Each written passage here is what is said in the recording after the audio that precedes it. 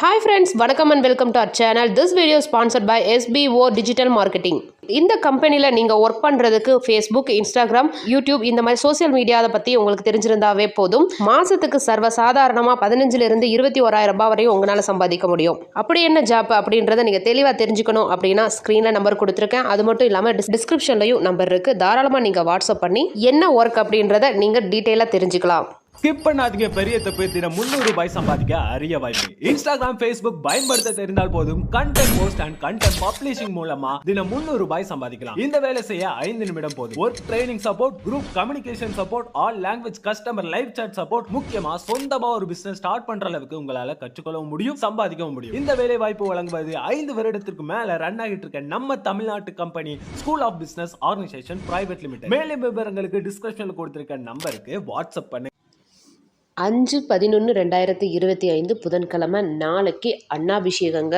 அன்னாபிஷேகம் சிவபெருமானுக்கு எத்தனையோ அபிஷேகங்கள் நடந்தாலும் அவருக்கு வருஷத்துக்கு ஒரு வாட்டி செய்யக்கூடியது அன்னாபிஷேகம். ஏன்னா சிவபெருமான் அபிஷேக பிரியர். அவர் அலங்காரத்தை விரும்ப மாட்டார். அபிஷேகம் அவருக்கு ரொம்ப பிடிக்கும். அதுலேயும் இந்த அன்னாபிஷேகம் ரொம்ப ரொம்ப ரொம்ப சிறப்பானது. இது வருஷத்தில் ஒரு வாட்டி ஐப்பசி பௌர்ணமி அன்னைக்கு மட்டும் சிவபெருமானுக்கு இந்த அன்னாபிஷேகம் நடக்கும். இதுக்கு பின்னாடி ஒரு புராண கதையே இருக்குங்க. 2-3 புராண கதை இருக்கு. அதில் முதலாவதாக எடுத்துக்கிட்டோம் அப்படின்னா, இந்த பௌர்ணமி அப்படின்னாவே சந்திர பகவான் முழு பொலிவுடன் காட்சியளிக்கக்கூடிய நாள். இந்த நாளில் சிவபெருமானுக்கு ஏன் அன்னாபிஷேகம் பண்ணுறாங்க அப்படின்னா, சந்திர பகவான் தனக்கு ஏற்பட்ட அந்த சாபத்தை போக்கணும் அப்படின்றதுக்காக நிறைய இடங்களுக்கு போகிறாரு.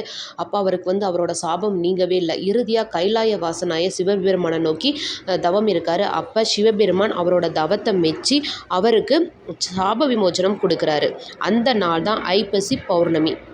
இந்த நாளில் சந்திர பகவான் 16 கலைகளோட முழு பொலிவோட வானத்தில் தோன்றுவார். அந்த நாளில் நம்ம சிவபெருமானுக்கு அன்னாபிஷேகம் பண்ணும்போது நம்ம வீட்டில் அன்னக்குறையே வராது அப்படின்னு சகல சௌபாகியங்கள் கிடைக்கும் அப்படின்னு சொல்லுவாங்க. அது மட்டும் இல்லாமல் இந்த நாளில் தான் சிவபெருமானுக்கு ஏற்பட்ட பிரம்மஹஸ்தி தோஷமும் நீங்கின நாளும் இதே ஐப்பசி பௌர்ணமி தான். அதனால தான் ஐப்பசி பௌர்ணமிக்கு இவ்வளோ சிறப்பு இருக்குது. இந்த அற்புதமான நாளை தவற விட்டுடாதீங்க. 5/11/2025 புதன்கிழமை நாளைக்கு தாங்க அன்னாபிஷேகம். கோவிலில் அபிஷேகத்துக்காக அன்னம் வாங்கி கொடுங்க.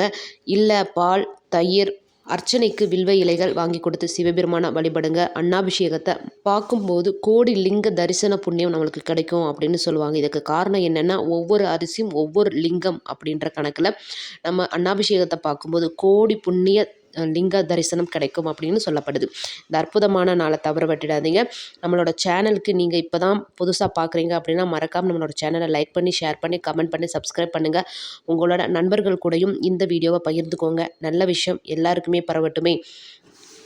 நன்றி. சிவாய நம. வாழ்க வளமுடன். நல்லதே நடக்கும்.